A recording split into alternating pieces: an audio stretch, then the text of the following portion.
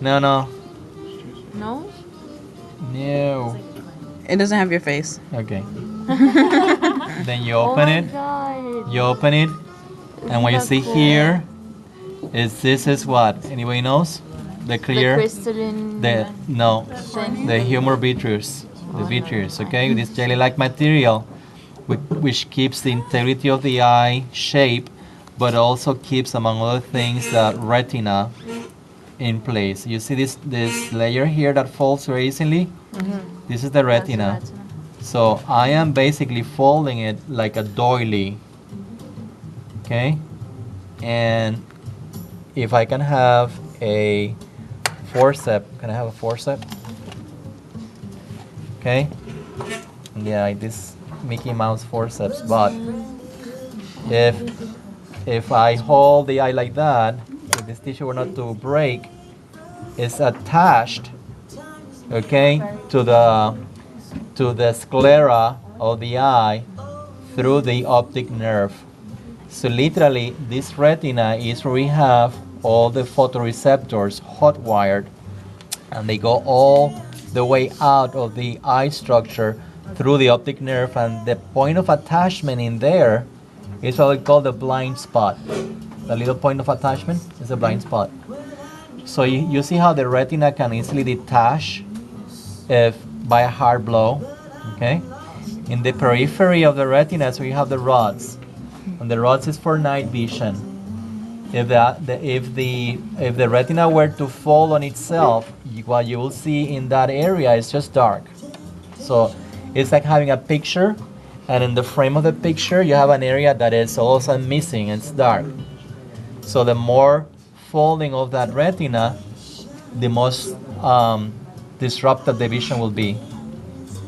Now, so we move the retina, and you see that beautiful, shiny, bluish green, highly refractive area. Okay? And what's the name of that? Tapetum lucidum. Tapetum lucidum. And it looks like the inside of a shiny mother of pearl inside a shell, or an abalone shell, because it's full of colors. And that's basically found in many animals, not in the human. And the role that tapetum lucidum is to enhance the light rays bouncing up within the eye to promote better night vision. Okay, maybe we can lower that music. All right.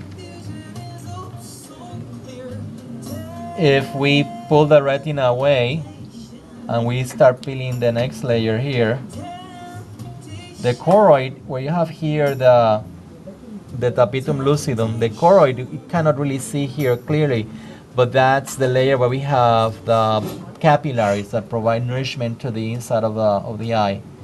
I'm pulling here, okay, this layer here, and the back of the vascular tunic is this highly pigmented layer, the retinal pigmented epithelium, which is completely black. I can't successfully peel it off. It's kind of here, a little bit better. See it? How it's black in the other side? Okay? And that is basically literally to do the opposite that the tapetum lucidum does. It is basically to prevent unnecessary signaling within the eye. So you have a photon of light bouncing back and forth the inside of the eye, promoting a lot of noise, visual noise. So this is like the inside of a dark room. It's all painted in black to absorb those extraneous photons of light who are bouncing off inside the eye. Okay? Now we take the vitreous out. Okay, and the vitreous is also pulling the lens.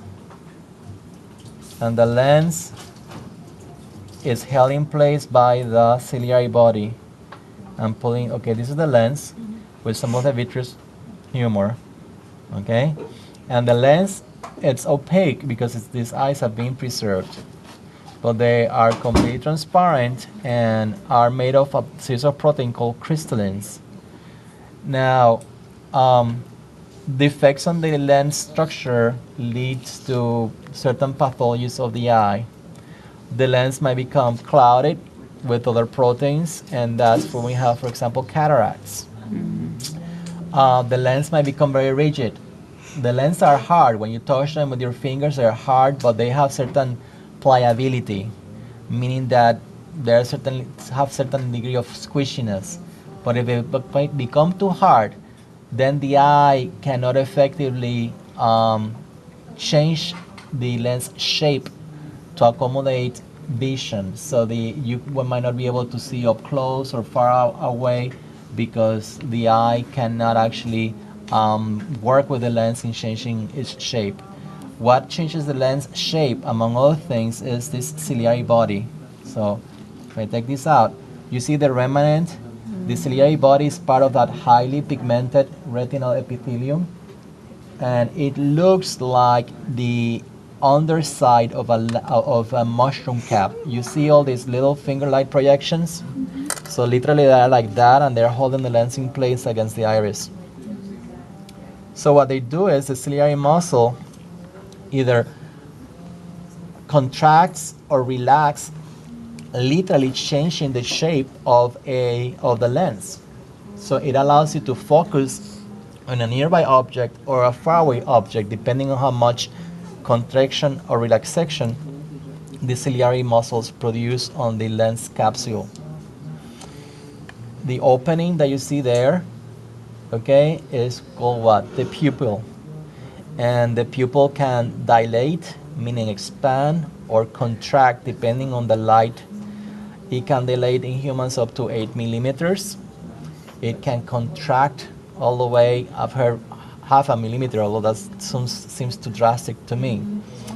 Normal pupillar length is around between 3 to 4 millimeters in humans under normal light conditions like in this room.